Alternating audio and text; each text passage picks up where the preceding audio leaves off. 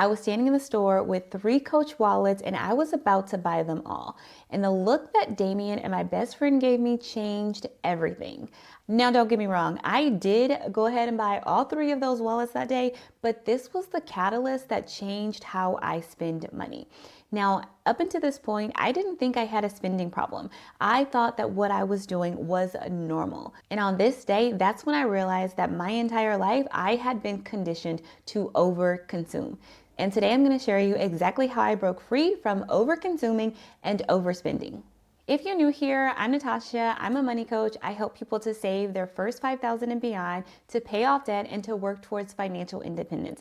If you're interested in any of that, then keep watching and don't forget to subscribe. In my last 2 videos, I showed you how we have been conditioned to spend and the 10 things I don't buy that saves me over $15,000 a year. But the question still remains, how do you actually stop spending? How do you stop over consuming? How do you stop overspending? And this is that story. So let me take you back to that store on that particular day. So I'm in the store with Damien and my best friend, and we are in the purses section. And I've got these 3 Coach wallets. I'm trying to decide which ones to buy, and I couldn't decide. So I was like, I'll just get all 3 of them and then return whatever I don't need. And the look they gave me, it wasn't a look of judgment, but it was a look like, girl, are you serious? Are you really gonna buy all 3 of these Coach purses that are probably at least $70? I don't remember the cost of them right now, but they're at least $70 each. And that was the wake-up call for me. It was that turning point for me. That's when I realized, oh, this is not normal. And the thing that's crazy about it is that I didn't even like purses. I'm not a purse person. I never liked them growing up. I always told my mom to give me the backpack purse. And so whenever this interaction happened inside of that store, it really made me start thinking about why I was doing the things that I was doing. So let me just scroll it on back a little bit to talk to you a little bit about that why. So when I was growing up, shopping was just one of those things that we did. I grew up with a big family. My mom was one of 12, so I had a lot of aunts and uncles.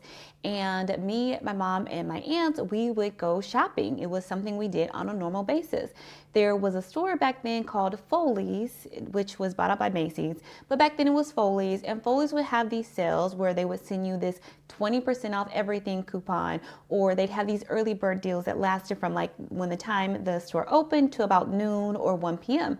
And when we go shopping, we might hit up 2 or 3 of these stores in a day. So we might go to the mall on the mainland, we might go to First Colony, we might hit up Alameda Genoa, Alameda Mall. So we would hit up 2 to 3 malls whenever we would go on these little shopping sprees. So it was something that we grew up doing. It was something that I was very familiar with and just saw it as a normal thing.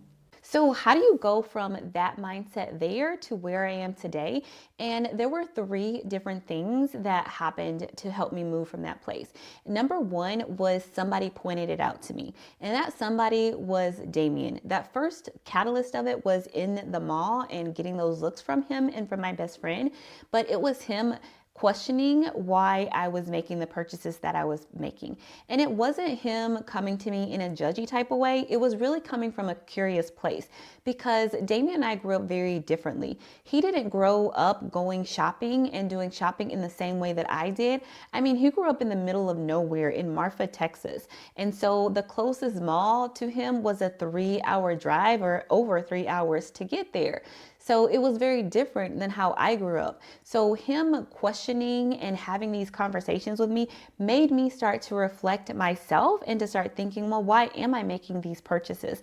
Am I purchasing from a place of want, from a place of need, from a place of lack, from a place of dopamine seeking? What is it that is driving this purchase decision? So number 1 was having someone point it out to me, because honestly, if I didn't have that, I think I'd probably be spending the same way that I grew up spending. But because I had someone who like shined a mirror at me so that I could say, hey, look at this. Is this how you want to show up? I was able to look in that mirror and see, oh no, that is not how I want to show up. So now let me rewrite my story so that I can decide how I actually do want to show up. And then number two is acceptance. There was this acceptance that Damien had in regards to who I was. And then there was this acceptance of me accepting who I was and being okay with who I was becoming. So on the one side where, there's this curiosity from Damien, there was also this acceptance that he gave off of, you don't have to wear a certain type of clothes. You don't have to wear a certain brand. You don't have to dress a certain way. Your hair doesn't have to be fixed a certain way. There was this true acceptance of who I am and whatever decisions that I made and how I wanted to show up. He was okay with that, which I think was very different than where I come from. There is a certain way that you dress when you go to certain places. There's a certain type of brand that you wear and all this kind of stuff. So there was this acceptance that made it okay for me to make a shift from how I grew up in regards to shopping. And then on the side of my own personal self, because, it's not just about the external, it's also about the internal. I had to be okay with this person that I was growing into. I had to be okay with not wearing heels, for instance, and being okay with like wearing my flats, wearing my tennis shoes, or, just making other decisions in regards to how I spend versus what I grew up doing. So growing up, it would be a new outfit for every church anniversary or every whatever event we were having. And now I don't feel the need to buy a new outfit for those different events. I can just look in my closet and I can choose something that I already have. So there's this total new acceptance of like being okay with who I am and with what I have and not feeling like I need to fit in, even if the people around me are choosing a way to do things differently. Do you relate to this at all? Have you ever felt like you wouldn't fit in with your friend group or your cultural group, your family group even, if you were to change how you are approaching life?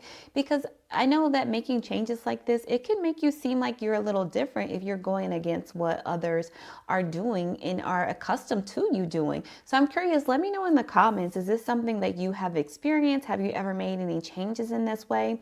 Okay, and then let's go ahead to the last one, which is number three. Number three is I defined my values. I defined what's important to me versus allowing the things outside of me to define what's important to me.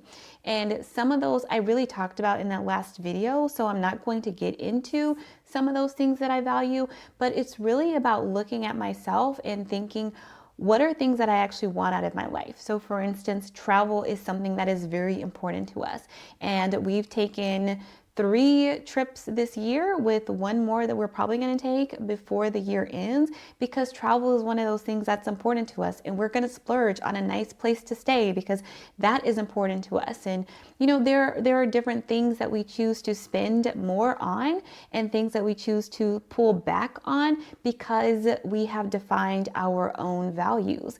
And that's the third and final thing of how I was able to shift from this overspending and over-consuming mindset so that I can spend more reasonably on things that I have to spend on and to spend a little bit more on things that really matter to me. For instance, financial independence, financial freedom. The reason that I hope you're watching this video, that's part of why I spend in the way that I do, so that we can be able to retire at an age that we choose, not at a time that the rules say, oh, when you're 59 and a half or when you're 65, that's when you can retire. No, I can retire when I have the money prepared for me to be able to retire. And that might be at 45, it might be at 50, but it doesn't necessarily have to be at this set rule. Okay, there you have it. How I went from overspending and over-consuming to being a more responsible spender. I hope you've enjoyed this series on over-consuming, overspending. If you haven't seen the other 2 videos in the series, I do highly encourage you to go and check them out. If you enjoyed this, give it a thumbs up, and I can't wait to see you in the next one.